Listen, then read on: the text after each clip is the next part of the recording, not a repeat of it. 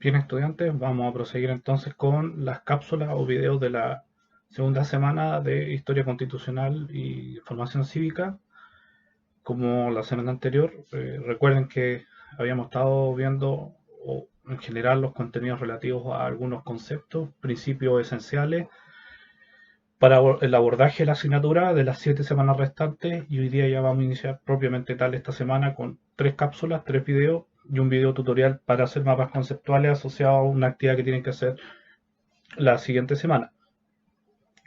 Bueno, las 3 cápsulas de hoy día están asociadas al origen del constitucionalismo chileno. La primera es relativa a los inicios y la evolución general del sistema, con los inicios de la independencia de Chile. La siguiente está asociada al periodo posterior a la ida de O'Higgins del país. Y la tercera está destinada, ¿cierto?, desde 1828 a los inicios de la Constitución de 1833. La Constitución de 1833 va a ser una semana que corresponde a la tercera, donde ustedes van a tener que trabajar principalmente de manera autónoma a raíz de una serie de actividades que van a estar puestas en el campus virtual y que vamos a explicar también por esta vía, y que van a contar con el apoyo de María José, ¿cierto?, como ayudante de la asignatura. Bueno, los inicios del constitucionalismo, ustedes tienen que entender que, en primer lugar, una definición muy básica de esto es que el constitucionalismo es con el concepto que vamos a partir, porque tiene que ver con un poco con temas relativos a cómo la racionalidad y la ilustración que nosotros vimos la semana anterior se empieza a impregnar en la base ideológica, en la base mental, en la base del pensamiento de las sociedades criollas, Chile en particular, que es el caso que nos interesa, pero es una cuestión que no solamente va a estar asociada a Chile, a los países hispanoamericanos, sino que también a la sociedad española, producto, ¿no es cierto?, de la invasión napoleónica y el secuestro de Carlos IV y Fernando VII en Bayona, que obliga a los españoles a recuperar ciertas tradiciones medievales de autogobierno, donde esas tradiciones de autogobierno, producto del nuevo contexto ilustrado, lo que pretenden en el fondo es crear una nueva base y ordenamiento jurídico en base a los principios, a ver, tomando principios medievales en el fondo y de la historia española, pero a su vez impregnándolos de un nuevo halo de modernidad. Y ese nuevo halo de modernidad es el constitucionalismo. Y el constitucionalismo lo vamos a entender como la aplicación de la ideología racionalista al derecho público. Cuando hablamos de ideología racionalista, estamos hablando principalmente de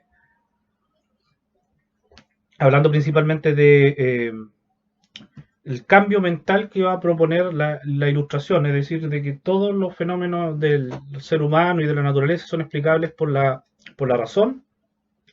Y también dentro de esa idea de racionalidad, lo que nosotros leímos en Rousseau, de que el derecho es contrario a la esclavitud. En el fondo, el derecho como garantía de la libertad del ser humano y del compromiso, de la protección de ciertos derechos inalienables. Entonces, el constitucionalismo en ese sentido es una expresión de la modernidad y de la ilustración, aplicado en el ámbito del derecho público, como dice el autor Cierto Gisbert, e implica esencialmente un intento de establecer el imperio de la ley con el fin de limitar el poder público. En el fondo, el constitucionalismo tiene que ver con delimitar y limitar el poder público y el antiguo ejercicio del poder público absolutista que nosotros hemos visto, ¿cierto?, expresado en las palabras de Montesquieu principalmente.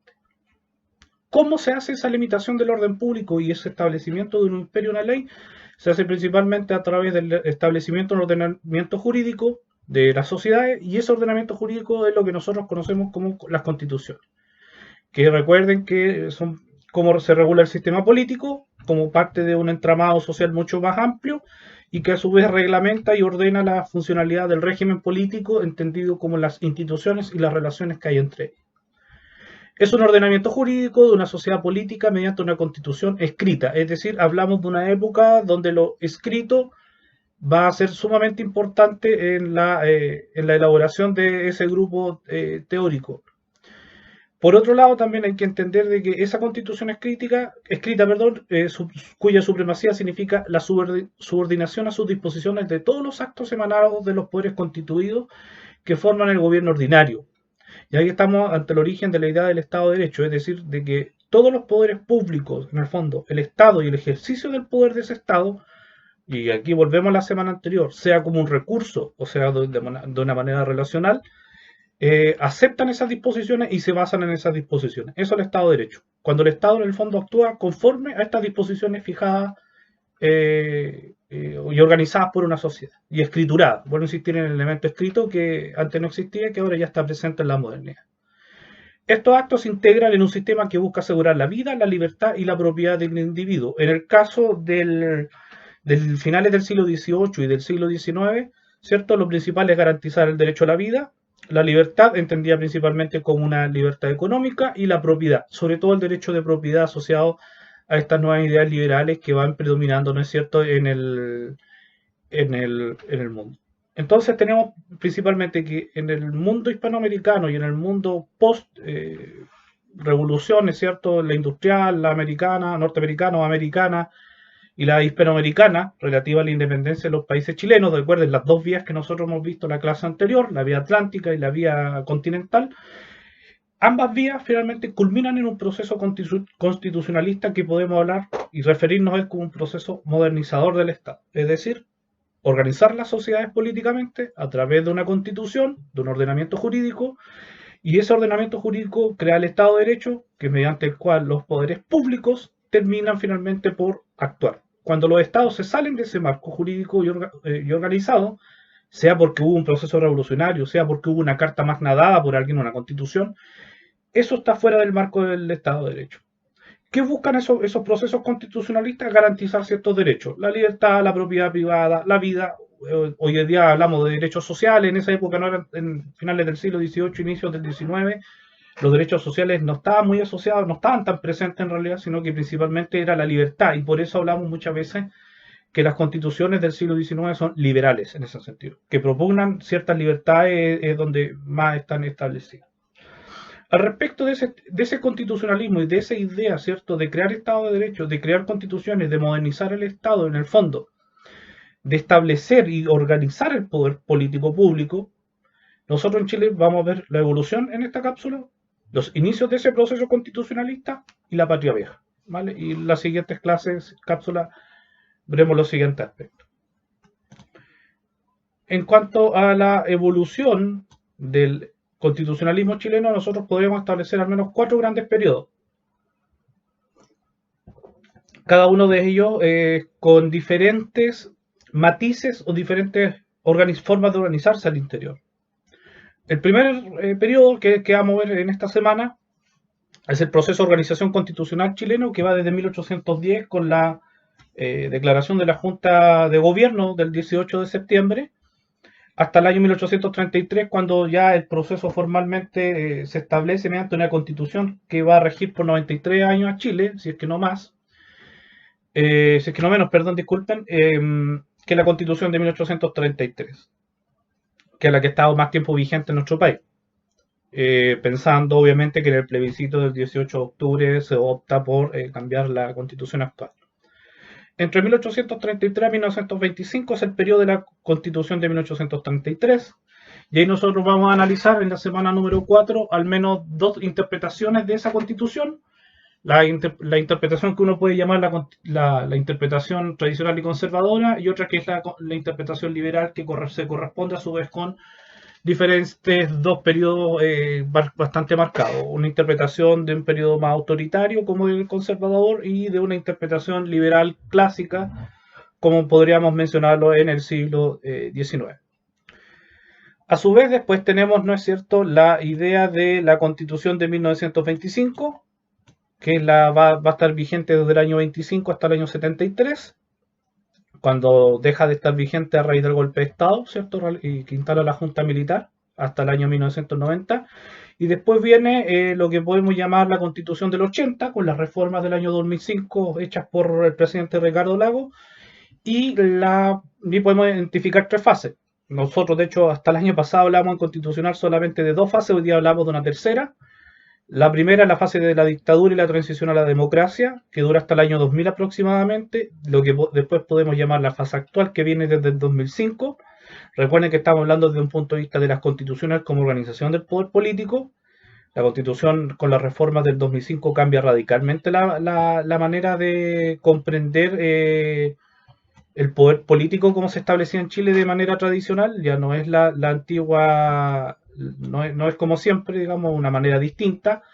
De hecho, la eliminación, por ejemplo, de los senadores designados, de los poderes del Consejo de Seguridad Nacional, las posibilidades que tenía el presidente de la República, ¿cierto?, de nominar o, por ejemplo, echar a un general de alguna de las Fuerzas Armadas. Entonces, varios tutelajes de la dictadura terminan con la reforma del 2005, por más críticas que uno le pueda hacer a ese proceso reformista particular. La verdad es que yo prefiero verlo y en la asignatura lo vemos de un modo más positivo.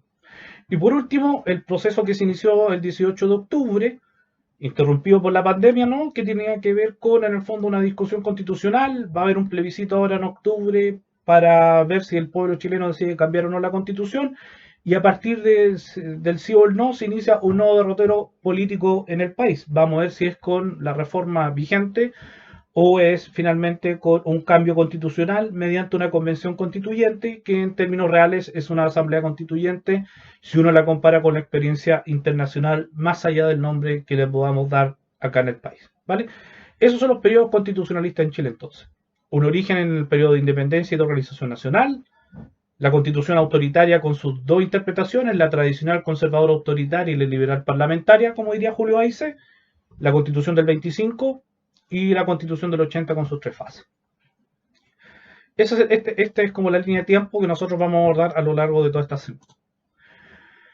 Ahora, respecto a iniciar esta cuestión, ¿cierto?, estudiando los temas relativos a la independencia de Chile, nosotros tenemos que entender, no nos vamos a entrar en detalle porque eso es contenido futuro, ¿no? Es contenido de otro contenido, ¿no?, de Chile en el siglo XIX, pero a nosotros lo que nos interesa en este caso es señalar tres cuestiones. Primero, antes de 1808, que es cuando se inicia la invasión francesa a España, y España queda descabezada políticamente, desde el punto de vista de no aceptar una dinastía foránea, los Bonaparte. Hay tres cuestiones que en Chile empiezan a afectar, en realidad no solamente a Chile, sino a toda Hispanoamérica, pero vuelvo a insistir, nosotros nos estamos centrando particularmente en Chile. Primero, tiene que ver con las autoridades que empiezan a llegar a Chile, pertenecen a esta idea del despotismo ilustrado que nosotros hemos visto la semana anterior, y empiezan a llegar con nuevas ideas para la administración del país. Entonces, el siglo XVIII, o la segunda mitad del siglo XVIII también, coincide con una serie de gobernadores de la Capitanía General que llegan con nuevas formas de ver la administración pública y política del país, ilustrada, vuelvo a insistir. Son ilustrados en general. Manso de Velasco, sobre todo Ambrosio Higgins, impulsan censos, mejoramiento de caminos, pensamiento de nuevas institucionalidades, el consulado, la misma intendencia, los intendentes que llegan, son personajes ilustrados dentro de este contexto y llegan con nuevas ideas a Chile. Y eso significa traer ideas, traer libros, conversaciones, tertulias, piénsalo en ese sentido. En segundo lugar, hay otro proceso, que es que los nacidos en Chile van a Europa y allá se contaminan, por decirlo así. Estoy pensando en el ámbito de que de las prohibiciones existentes para las coronas, se contagian de todo este espíritu racionalista e iluminista en Europa y traen y vienen con ideas. Y por otro lado, nos lleva al tercer punto, que ya a partir de 1783, 1789, Estados Unidos y Francia respectivamente, las noticias de los ideales ilustrados empiezan a llegar al país en forma de noticias. Muchas veces no permitidas por la corona, pero no obstante llegan de todos modos por los barcos mercantes, porque llegan periódicos, por el conocimiento, por la imprenta y miles de otros fenómenos. Y eso, esas cuestiones mentales que van horadando, ¿cierto?, poco a poco el sentimiento tradicional de las sociedades criollas, finalmente culminan con que en 1808 en España es invadida por los franceses. Napoleón secuestra en el fondo en Bayona como acabo de decir, ¿cierto?, a Carlos IV, que era el rey, y a su hijo Fernando VII, e impone como rey de España a su hermano José, mal conocido porque era abstemio, de hecho, como Pepe Botella, y se inicia en España un proceso llamado de restauración y de lucha napoleónica, unas guerras de independencia, así lo llaman los españoles. Esa es su guerra de independencia, ¿no?, contra el dominio extranjero napoleónico.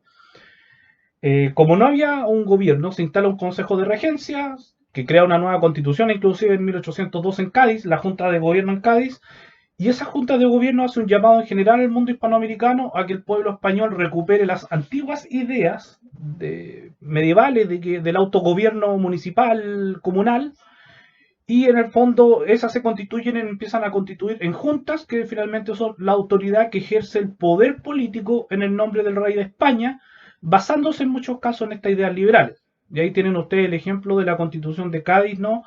Que es una constitución liberal en 1812. Que después, si se dan cuenta, es posterior inclusive a 1810, que es como el año crucial de los procesos emancipatorios en la América Latina. Excluyo a Haití, que inició un proceso frente a Francia, porque en el fondo no tiene una influencia más allá de lo heroico, de lo épico y lo romántico del proceso. Bien, entonces a partir de ese minuto se inicia lo que nosotros conocemos en América como el proceso independentista, con estas dos cuestiones, con el cambio mental, la ilustración donde está el constitucionalismo como forma de pensar y como forma de organizar el poder público, que se opone a las monarquías absolutistas como la de Carlos IV y como la de Fernando VII, y que intentan instalar estas nuevas lógicas entonces constitucionalistas en el gobierno de la América española en este caso, ¿ya? Y para enfocar, por decirlo así, este proceso, la historiografía al menos uno puede encontrar varias interpretaciones, hay tantas interpretaciones como autores del proceso independentista, pero a nosotros en particular nos interesan tres fenómenos. La independencia como un factor modernizador, la independencia como un fenómeno mixto entre tradición y reforma, y una independencia entendida como un proceso tradicionalista y conservador. De hecho, si nosotros fuéramos a ver la independencia como un proceso modernizador, ¿cierto? El libro tradicional, el de Alfredo Jocelyn Holt, ¿cierto? La independencia de Chile, tradición, modernización y mito, que es un libro donde el autor propone, por ejemplo, que la independencia es un proceso modernizador que busca romper con el espíritu colonial absolutista e imponer la lógica ilustrada y moderna en un país que era atrasado, ¿vale?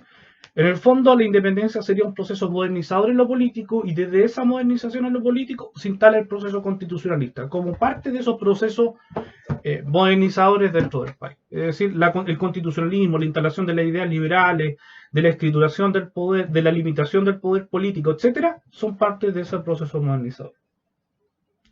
En segundo lugar, tenemos la tesis más no tradicional, pero ecléctica, podríamos hablar, de Sergio Villalobos, ¿no? En su libro Tradición y Reforma en 1810, la verdad es que Villalobos tiene dos libros referidos a la independencia, uno referido al comercio colonial y este en particular sobre el proceso, donde en el fondo él reafirma un poco una vía mixta, ecléctica, por eso es ecléctica, que en el fondo hubieron elementos de tradición, algunos elementos referidos a la tradición hispánica medieval española del autogobierno y la autonomía, y por otro, ¿cierto?, un espíritu reformista, que en el fondo la guerra de independencia no es una revolución como se ha querido ver, sino que principalmente es una reforma del despotismo ilustrado absolutista borbónico, que en el fondo ahora se cambia esa figura borbónica por una presidencia de la República y un espíritu constitucional nuevo. Y por último tenemos la hipótesis más vieja y más tradicional, que es tradicional en el sentido conservador, ¿no? Que es este libro de Jaime Izaguirre, Diario y Ruta de la Emancipación Chilena, que también es un libro clásico. El libro original, permiso, voy a ver, es del año 1957 el libro original. Tiene bastante tiempo, pero en el fondo propugna a Izaguirre, que es un historiador que murió a finales de la década del 50 en un accidente automovilístico, pero que es como el principal historiador conservador que ha existido en la historia de Chile, junto a otros, pero Izaguirre tiene ahí, por la época en que escribe, obviamente, tiene una importancia fundamental en el diario conservador, y él propone que en el fondo la independencia de Chile es romper con la ilustración como hito de la modernidad, y en el fondo es volver mucho más atrás del siglo XVIII, sino que a rescatar las ideas medievales de autogobierno. Que después el proceso se desordena un poco, puede ser, pero que en el fondo se trata de volver atrás, no mirar a... Contrario a Jocelyn Holt de la modernización, este se trata de un proceso reaccionario, si ustedes quieren decir conservador, en el sentido de conservar ciertos valores anteriores a la ilustración. Entonces nosotros sobre la independencia tenemos estos tres grandes grupos de visiones. Vuelvo a insistir que hay más, podríamos citar a los historiadores marxistas, por ejemplo, que le dan mucho más énfasis obviamente a lo económico, pero nosotros, porque estamos hablando en esta asignatura de elementos políticos, nos interesa en particular referirnos a la independencia desde estas tres tonalidades, ¿no? El constitucionalismo que vimos como un fenómeno modernizador, el constitucionalismo como una vuelta al pasado, o el constitucionalismo como una vía mixta entre ese mundo conservador de recuperar lo autónomo español medieval, o en su defecto tomar los elementos de la modernización política chilena. Ahora bien, ¿cómo se inició en Chile este proceso constitucionalista? Primero, nosotros desde lo que uno pudiéramos hablar, que es la famosa Junta de Gobierno, ¿no? Desde el 18 de septiembre de 1802, nosotros en Chile podemos hablar de constitucionalismo. Y a partir de ahí, como ustedes pueden ver en el listado que está acá al lado, ¿no? Existen una serie de documentos, podríamos mencionar más, pero es un ejemplo porque vamos a ver algunos ejemplos particulares escritos de ese periodo y ustedes van a tener que trabajar también en las actividades con estos textos. Por ejemplo, está la declaración misma de la Junta de Gobierno, está la declaración de los derechos del pueblo chileno, o sea, declaración de derechos de los pueblos chilenos, pensando en que la Junta de Gobierno no rompe con España, sino que la Junta de Gobierno en el fondo se forma para administrar los asuntos y la defensa del Reino de Chile, de la Capitanía General, en cuanto no hay figura real gobernando. Entonces, a ejemplo de España, se constituye una junta acá en Chile para administrar esos asuntos y quedar sin gobierno. Ese es el motivo, ¿no? El motivo no es romper con España, el motivo es administrar el reino en nombre de Fernando VII, que en el fondo se le decía el deseado, pero en realidad fue más absolutista que su padre. Entonces tenemos la declaración de la Junta, la declaración del pueblo chileno, de los derechos del pueblo chileno, y eso es sumamente importante porque eso es un ideal ilustrado totalmente. El juramento del primer Congreso Nacional, el reglamento para la autoridad provisoria de Chile y el documento constitucional clave con el cual se inicia un andamiaje ya autónomo totalmente respecto a España, que es el reglamento constitucional provisorio del año 1812, promulgado por José Miguel Cal. Entonces tenemos, por una parte, la primera Junta de Gobierno, ¿no es cierto? Vuelvo a insistir, que busca mantener las defensas del reino y gobernar en nombre de Fernando VII. No, la Junta de Gobierno no es una Junta de Gobierno rupturista, como uno pudiera pensar, o revolucionario, como se quiso ver en algunos de esos minutos, sino que al contrario, la Junta de Gobierno fue sumamente moderada en su inicio. El proceso después se va acelerando producto de lo que va pasando en Europa, lo que va pasando en España. Bien, por ejemplo, si uno ve cómo el mismo Cabildo de Santiago decidió llamándose, dice que el Cabildo ha remitido el de la instalación de la Junta de Cádiz, ¿cierto? En Cádiz está esta Junta de Gobierno, entonces esa Junta hizo un llamado a constituirse en Junta y que el continente americano era parte de la corona española, advirtiendo a las Américas que ésta podrá servir de modelo a los pueblos que quieran elegirse un gobierno representativo digno de su confianza y proponiéndose que toda la discordia de la capital provenía del deseo de tal establecimiento con el fin de que se examinase y decidiese por todo el Congreso la legitimidad de este negocio. Es decir, los americanos pueden participar del autogobierno y enviar, de hecho, delegados a este gobierno en Cádiz.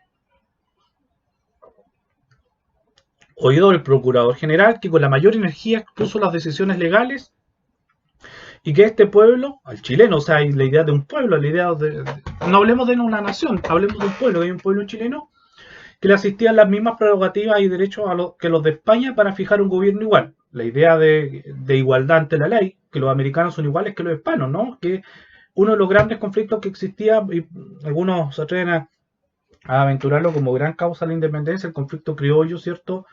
Hispano. Sobre todo con los que vienen con la ilustración, ¿cierto? El elemento llamado castellano-vasco, que viene mucho de Castilla y otros vascos.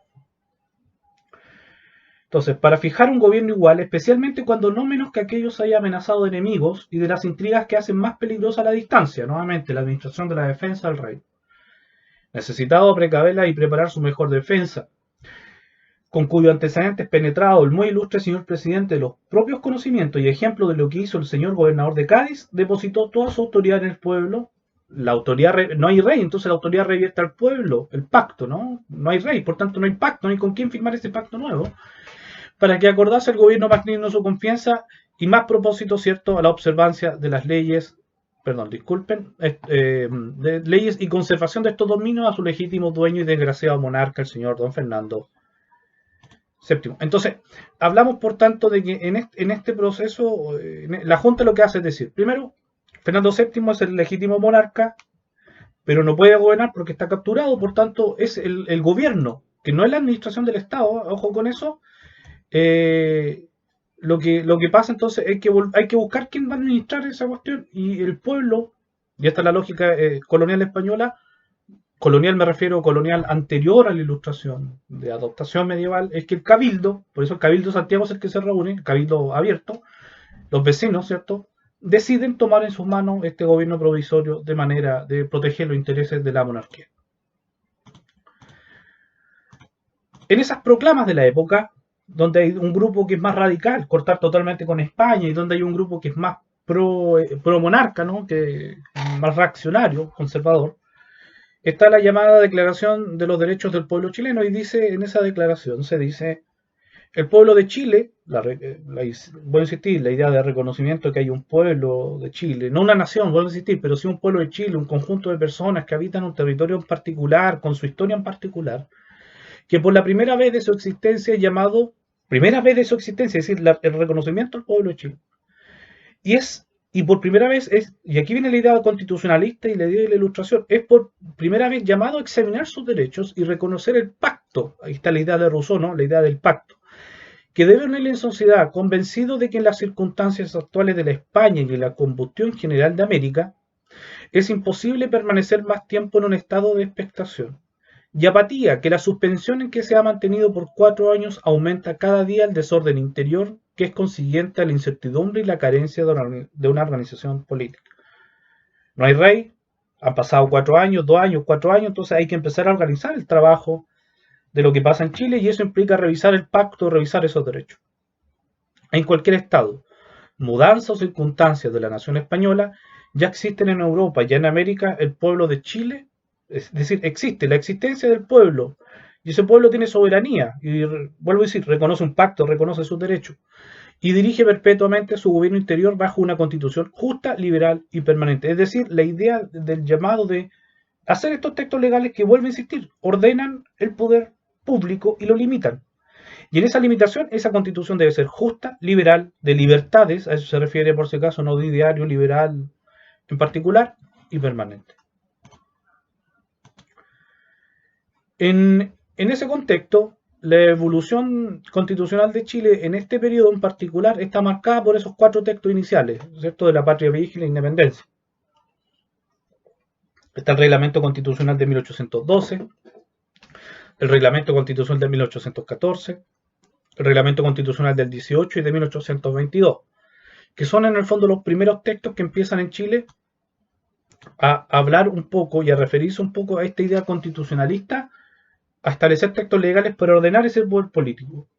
¿Por qué el reglamento constitucional de 1812 es importante? Porque propone por primera vez una ruptura total con el gobierno español y con el Estado español, proponiendo grados de autonomía que no podían ser aceptados obviamente por España, pero también que son aceptados a nivel local, y eso inicia un proceso constitucionalista. Entonces, vamos a ver un poco cuáles son esos hitos del periodo. En primer lugar, Simón Bolívar en su carta de Jamaica decía que el reino de Chile está llamado por la naturaleza de su situación, por las costumbres inocentes y virtuosas de sus moradores, por el ejemplo de sus vecinos, los fieros republicanos del Arauco, nuevamente esta idea mítica de que los mapuches eran republicanos y tenían otras formas de entendimiento, a gozar de las bendiciones que derrama las justas y dulces leyes de una república. Si alguna permanece largo tiempo en América, me inclino a pensar que será la chilena. Jamás se ha extinguido allí el espíritu de libertad. Los vicios de la Europa y del Asia llegarán tarde o nunca a corromper las costumbres de aquel extremo del universo. Su territorio es limitado, estará siempre fuera del contacto inficionado del resto de los hombres, no alterará sus leyes, usos y prácticas, preservará su uniformidad en opiniones políticas y religiosas. En una palabra, Chile puede ser libre. Entonces, en el fondo, también en esta época se crea esta idea del Chile libre, del Chile que es pobre, con poca gente, por tanto un país que lejano de ambiciones y de la corrupción, y eso nos va a permitir vivir en libertad. Una visión idealista de Chile. Bueno, ¿qué dice el reglamento constitucional de 1812, redactado en la época de José Miguel Carrera, apoyado también por algunos personajes norteamericanos, Poinsett, entre otros personajes, ¿no? Pero es obra de él. Dice que Chile reconoce, hablamos de un reglamento constitucional que en el fondo es una constitución, de hecho, ¿eh? Su rey es Fernando VII, la idea y la mascarada de Fernando sigue viva, que aceptará nuestra constitución en el modo mismo de la península, es decir, Chile, el pueblo chileno declara una constitución y ese pueblo organizado ejerce una soberanía para tener un nuevo pacto con el monarca, una especie de monarquía constitucional. Entonces, lo primero que se dice, el monarca tendrá que aceptarla porque es voluntad popular del pueblo chileno. ¿Quién gobierna? Porque el monarca es el jefe de Estado, pero ¿quién gobierna? La Junta Superior Gobernativa establecida en la capital, estando a su cargo el régimen interior y las relaciones exteriores. Es decir, ni siquiera en este Estado constitucional el monarca dirige las relaciones externas. Tendrá en cuerpo el tratamiento de excelencia y su miembro el de los demás ciudadanos. Serán 3 que solo durarán 3 años, removiéndose uno al fin de cada año. Es decir, en el fondo Chile va a ser gobernado por una junta, y esa junta son 3 personajes que se van renovando anualmente. Ningún decreto, esta es la más importante, la norma quinta. Ningún decreto, providencia u orden que emane de cualquier autoridad o tribunales de fuera del territorio de Chile, es decir, a pesar de estar bajo el mando del monarca, si el monarca emitía alguna resolución no era válida en el país, no tendrá efecto alguno, y los que intentaren darles valor serán castigados como reos de Estado. Por otro lado, entonces tenemos la idea de la soberanía, la idea de cómo se ejerce esa soberanía, solamente interna al pueblo de Chile, y tenemos por último, estamos leyendo obviamente un extracto, todo habitante libre de Chile es igual de derecho. Solo el mérito y virtud constituyen el acreedor a la honra del funcionario de la patria. El español es nuestro hermano, el extranjero deja de serlo si es útil. Y todo desgraciado que busque asilo en nuestro suelo será objeto de nuestra hospitalidad y socorro, siendo honrado. A nadie se impedía venir al país ni retirarse cuando guste con sus propiedades. Entonces, la igualdad de derechos, la soberanía popular. Entonces, el reglamento constitucional de 1812 de Carrera tiene este mérito. Primero, establecer un principio de soberanía nacional del pueblo chileno, establecer esta idea contractualista del constitucionalismo como un contrato para limitar los poderes públicos y establecer qué son los poderes públicos, y también la Constitución como una declaración de derechos e intenciones que nosotros vemos en el artículo 24.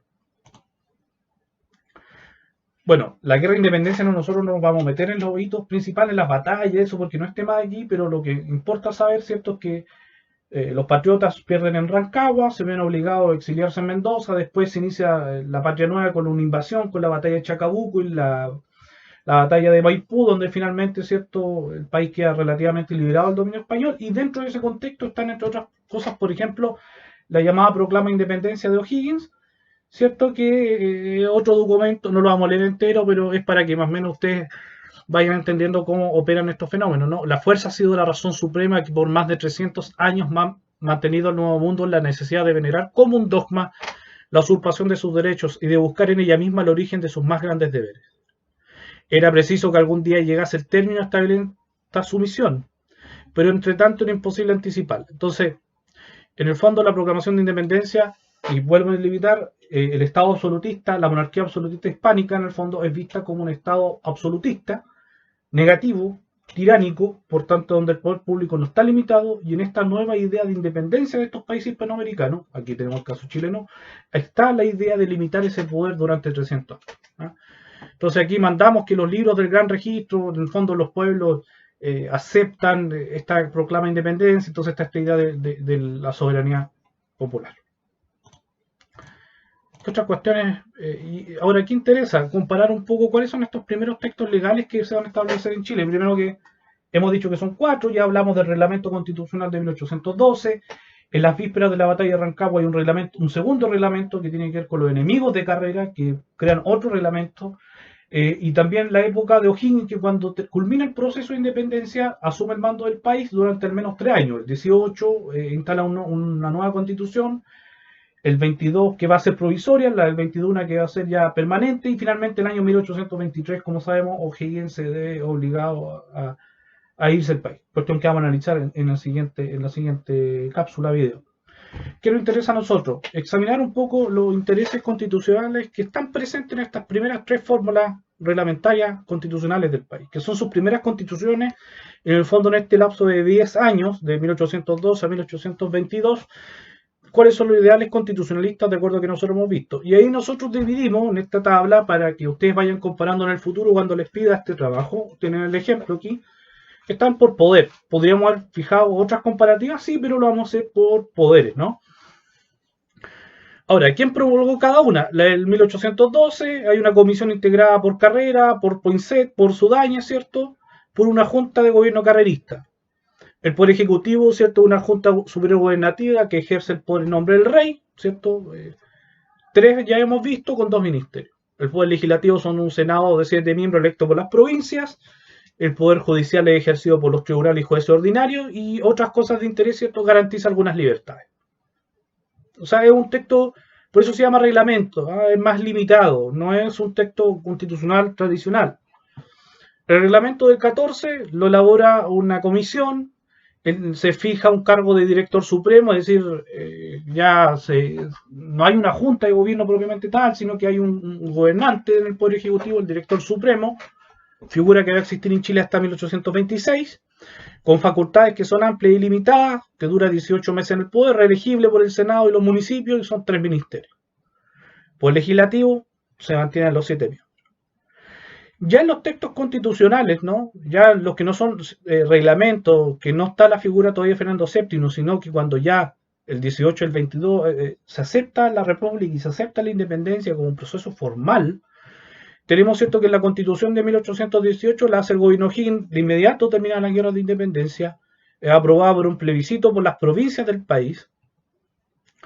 Se propone que el Poder Ejecutivo está compuesto por un director supremo con varios poderes de tipo absoluto. Recuerden que el país está en un estado de guerra. Tiene poderes sobre la guerra, sobre la paz, sobre el orden, sobre la hacienda pública. Es electo por las provincias con 3 ministerios y la administración provincial está a cargo de un gobernador, de un teniente y de los cabildos. Es decir, se mantiene un poco esta lógica colonial. El Poder Legislativo, un Senado compuesto, de 5 hombres mayores de 30 años, de probado patriotismo, dice el texto constitucional, y actúa en el fondo como un tribunal constitucional. Están algunos tribunales, y ahí lo más importante es que tiene 2 capítulos, ¿cierto? El 1 y el 2 relativo a reconocer derechos constitucionales del hombre, así se llamaban en aquella época, un poco imitando a Francia. O sea, hablamos que ya el texto de 1818, cuando se acepta la independencia formalmente en el país, hay un gobierno ya claramente con esta división de poderes que decía Montesquieu, pero también está esta idea de los derechos que hemos nosotros dicho que limitan un poco el actuar público. La de 1822 en el fondo la hace una convención preparatoria para mejorar la del 18, que vuelvo a insistir, era provisoria originalmente, donde ya empiezan, como ya no hay estado de guerra, el director supremo pierde mucho, no es que pierda poder, pero ahora va a ser controlado por el Congreso Pleno. Sus poderes son más limitados que los años anteriores, son 6 años y solamente reelecto por una vez por 4 años más, o sea, un total de 10 años de gobierno. La administración provincial sigue estando más o menos en la idea de departamento y cabildo. Hay un poder legislativo bicameral, que eso ya es algo que empieza a estar instalado en Chile en su historia desde el origen. Hay una Cámara de Diputados, ¿cierto?, que se elige mediante un sistema de listas. Hay electores cada 1000 ciudadanos o 1000 almas, como dice el país. Son 32 funciones para el Parlamento para controlar al Ejecutivo. Es decir, hablamos ya de que empieza a haber un control mayor del poder público del que existía antes. Es decir, hay una reacción antiautoritaria, si ustedes quieren verla así. El Poder Judicial sigue con estos tribunales judiciarios y cámaras de apelaciones. Hay capítulos completos sobre derechos y deberes, pero es el primero de adoptar la idea dentro del texto de que hay una nacionalidad chilena y ciudadanía. Se habla de un gobierno representativo, es decir, de que las autoridades representan los intereses del pueblo. Por eso está esta idea de que hay electores por cada 1000 habitantes del país. Hay una idea de una ciudadanía más amplia y contempla inclusive un capítulo de educación pública. Es decir, se empieza a visualizar en esta Constitución de 1822 ya un país distinto, ¿no? Con poderes públicos separados, con derechos políticos establecidos. Por eso, la Constitución de 1822, más allá de que haya durado poco, porque duró prácticamente medio año, lo que interesa es que desde el punto de vista del constitucionalismo chileno, se empiezan a crear y a garantizar y a visualizar una fisonomía histórica del constitucionalismo en Chile, que es producto de la evolución de estos 10 años de la guerra de independencia.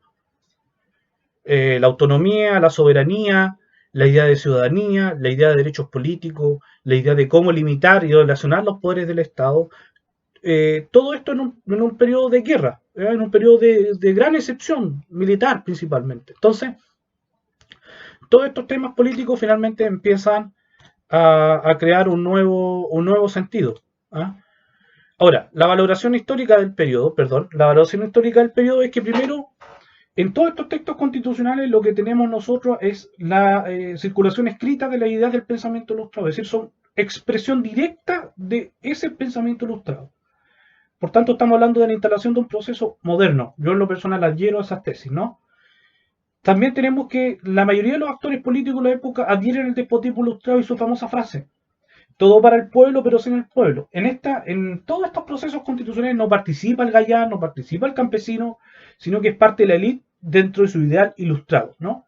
De ellos como clase ilustrada gobernar al pueblo bajo el mejor derrotero. También tenemos que tener presente que en estos textos legales que nosotros hemos visto es por primera vez que en la historia hispanoamericana el fenómeno que ocurre en Chile ocurre en todos los países, en Argentina, en Perú, Bolivia, en la Gran Colombia, ¿no? Ecuador, Venezuela, Colombia, Panamá, en Estados Unidos, en México. Es por primera vez donde se escrituran los principios constitucionales. Por eso hablamos de inicio de un periodo constitucionalista. Por otro lado, también en estos textos constitucionales hay un diseño de ideas y órganos que son de más amplia duración histórica y que van a estar presentes en la historia de Chile hasta el día de hoy, como son la República y el Congreso, por ejemplo.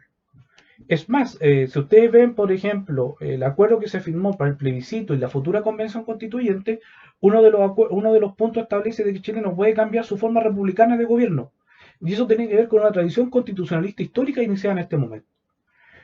Por último, la reacción colonial, es decir, la reconquista, primero por Mariano Sol y después por Casimiro Marcó del Pont, terminan por proyectar un republicanismo como idea modernizadora del Estado chileno, es decir, de una ruptura total con el gobierno español, porque el gobierno español no fue capaz, ¿cierto?, inclusive de garantizar en este periodo de reconquista, sino que fue bastante reaccionario y bastante violento, entonces genera una ruptura total.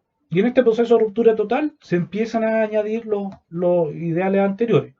¿Significa una ruptura total con el ideario absolutista español? No. De hecho, el despotismo ilustrado en muchos casos va a tomar estos elementos españoles tradicionales y les va a dar un halo modernizador en las colonias americanas. Por último, o penúltimo lugar, una valoración histórica aquí del historiador Alfredo Jocelyn Hall. Dice que la independencia de Chile es uno de esos casos de mayor complejidad sobre la instalación de la modernidad. Forma parte de un proceso de más largo aliento, de carácter emancipador y modernizante, es decir, que instala un proceso modernizador y de libertades en este rincón del mundo, que se extiende desde el siglo XVIII hasta nuestros días. Parte de sus tesis, más adelante vamos a hablar de eso, ¿no? Consistente en el cambio de una sociedad tradicional a una sociedad moderna, es decir, estos textos están mostrándonos a nosotros también el cambio social de una idea a otra. A la vez es un hito puntual y crítico, en gran medida accidental e imprevisto. Es accidental e imprevisto porque la invasión napoleónica de España es un hecho fortuito, nadie lo buscó, no es que se haya buscado algo para generar estas condiciones en Chile para el inicio de estos procesos modernizadores.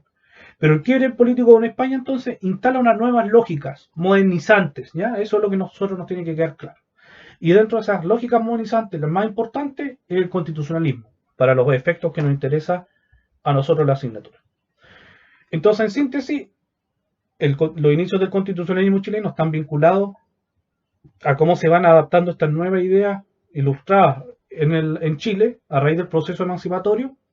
Y por otro lado, nosotros nos estamos intentando interesar en esta primera etapa y hemos visto las primeras pinceladas de esos textos constitucionales, la instalación de esas lógicas modernizantes y por tanto también la creación de los primeros textos constitucionales que son expresión directa de este proceso de origen del constitucionalismo chileno.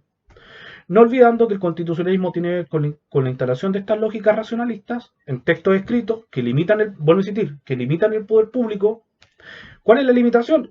Cada texto lo verá, pero lo tratan de limitar, de definir los derechos y deberes, escriturarlos y establecer un marco normativo, ¿ya? Más allá del éxito de cada uno. Después vamos a ver si fueron exitosos o no. Pero lo que importa un poco es eso. En el siguiente periodo lo que vamos a ver es el periodo 1823-1826 como expresión de este fenómeno constitucionalista.